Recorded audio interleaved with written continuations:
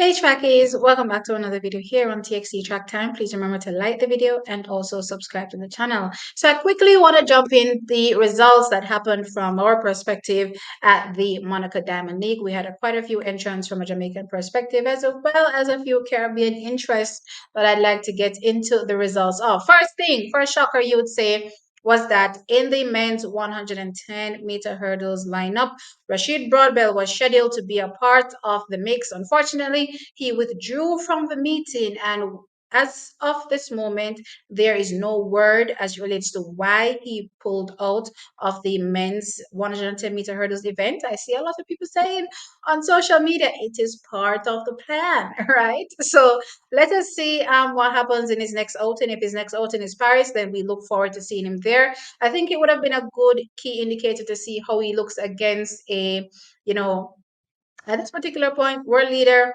Grant Holloway in the men's 110-meter hurdles, but it is what it is. We just have to wait until the moment is nigh to see exactly the excitement in the men's 110-meter hurdles, and we are absolutely here for it. And our athletes that are representing Team Jamaica. Now, I want to jump on to some more events. Let's touch on the men's 400-meter hurdles. I thought this was a really, really excellent event.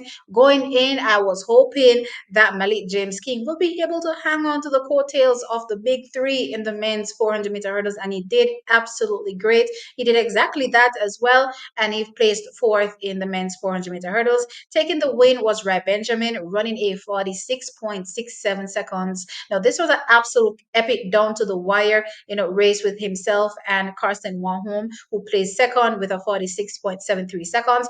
Carson, was leading for, you would say, 98 meters of the race, right?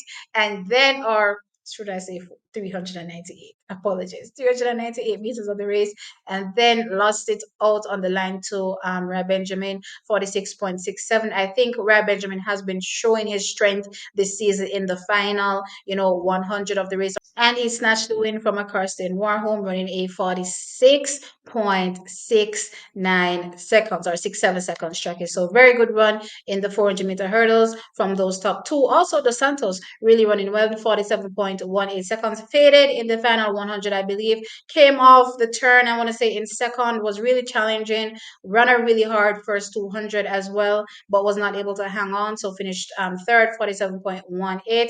I thought for Malik James King, he had a great race from start to finish. Just clearly isn't in the leagues of these top three, but still ran very strong and ran a 47.73 seconds.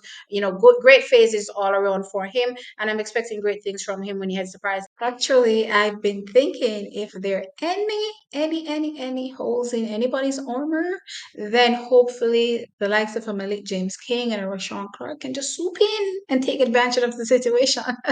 The likelihood of that happening, track is like not happening really, but you know what? I definitely see these athletes in the finals or Jamaicans in the finals at least, and hopefully they'll be able to run their best race in Paris and get a great outcome, right? So that's how I see what's happening with the men's 400-meter hurdles. Now let's jump on over to the women's 100 meters, where for me, this was also one of those events that were the highlight of the entire meeting, or I was definitely looking forward to the clash.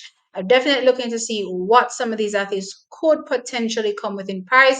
And I thought this race definitely gave us, a window into what could potentially happen in the women's 100 meters. We saw the likes of Julien here at Marie-Josée Talou, also Adina Asher-Smith in this lineup. And track is going away with the win. No surprise here was Julian Alfred. She ran a 10.85 seconds in a negative 1.0 meters per second wind. So absolutely phenomenal run from her. In second place, interestingly, was Tamari Davis, right? She takes second, same time as Dina Asher Smith, 10.99, but separated by the thousandths of a second. I thought the phases for Tamari from start to finish on the replay were very strong from start to finish for her. So this is a time within what she has been doing. Now for Dina with that 10.99, unfortunately though, it seems that she has literally been usurped by Julian Alfred at this point. We know we saw signs of it last season, but I was hoping that into this season we'll be definitely seeing a stronger Dina. Yes, I know that she switched coaches, so we should give her some time. But guess what? The Olympic game is right upon us. So Olympics now go wait upon nobody if you get acclimatized with the coaching at this particular point. So it just seems as though, Julian Alfred has made herself very, very clear, the strongest of the lot here. That was in this race actually heading into Paris, right? And also could potentially, be vying for, well, she is going to be vying for a medal, but could potentially find herself on the medal podium, right? Beating out some of your old faves, right? And then we have Marie Jose Talou also in this race. I was looking to see if she, would come back stronger. She had a injury setback earlier on, I believe, after Jamaica when she ran that 10.91. So we haven't really seen the best of her since then. This particular race kind of also gave us, a window into what's happening with her as well. Seems she's not totally back just yet. What will happen in the next 3 weeks? Not sure. But based on how things are right now, it seems as though Julian Alfred has placed herself higher than everybody in this race. And again, when you take into consideration who goes to Paris, Shakiri goes, we're sending the likes of Tia, Shelley, and also a Sherika Jackson. Will Julian Alfred be able to stand on the podium? With how things are looking right now, it seems as though she has a shoe in, or she is a definite strong challenger to be on the podium come the Olympic Games. And yeah, I'm definitely excited to see what happens there in this women's 100 meters. Absolutely. Now, let's move on to some additional events. I want to touch on the men's 200 meters as well. We had entrance there. So we had Andrew Hudson in the men's 200. I thought he ran a really solid bend. However, lost it in the final 50 again, like we've seen in previous races of him. So he finished in fourth. He ran at 20.43 seconds in this outing. But coming off the curve, as I said, Andrew Hudson was leading, but he swiftly was taken over by Let's City Tobago, who dipped below 20 seconds in this race again, running at 19, sorry, 0.87 seconds. And again, for me, highlighting that yes, he is a strong contender for a medal over the 200 meters and could possibly be challenging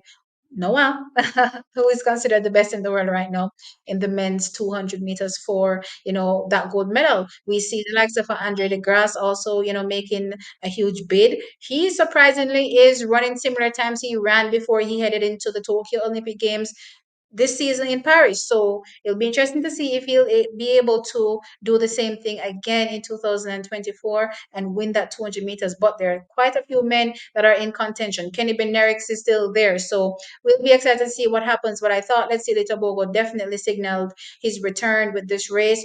Also, Alexander Ogando, solid run from him. I thought it was excellent. It's just given how deep the men's 200-meter field right now is, track is, even though we're seeing athletes doing so well, some unfortunately won't make it to the finals, and it is what it is. Also running well was Gracious Oregot from Uganda. He ran a 20.32 for third place. All right, so the final event that I want to touch on is the women's triple jump. And we had the Jamaicans line up here. We had two actually. We had Shanika Ricketts and Akila Smith, and they finished in fourth and fifth, respectively. 14.67 for Shanika Ricketts, a season's best. She's trending in the right direction. Was hoping to see her further along, but we have to take the small progress as we're getting it. Hopefully by Paris, we see her absolutely dead smack onto her best or potentially better, right, from her. So I'm dying to see that. So Shanika Ricketts 14.67 and Akila Smith 14.30. So they're strong representatives for Jamaica heading into Paris. As I said, fourth and fifth here. Paris Hernandez has been really doing it big this season, has come out on top, I believe, most, than often than not, right, with a 14.96 season's best. And also Thea Lafont was second, 14.87 season's best as well. And Beth Ramlachek in her first competition this season, 14.81, coming back from injury. So absolutely fantastic jumping. Shanika Ricketts knows what she's up against. She's jumped against these girls frequently on the circuit. So she knows that these girls turn up and they perform well. I'm hoping that she's also part of the competition or conversation in Paris for medals, right? No, track is that is it. Let me know your thoughts now in the comment section below. As usual, like the video and subscribe to the channel. I'll catch you on the next one. Bye.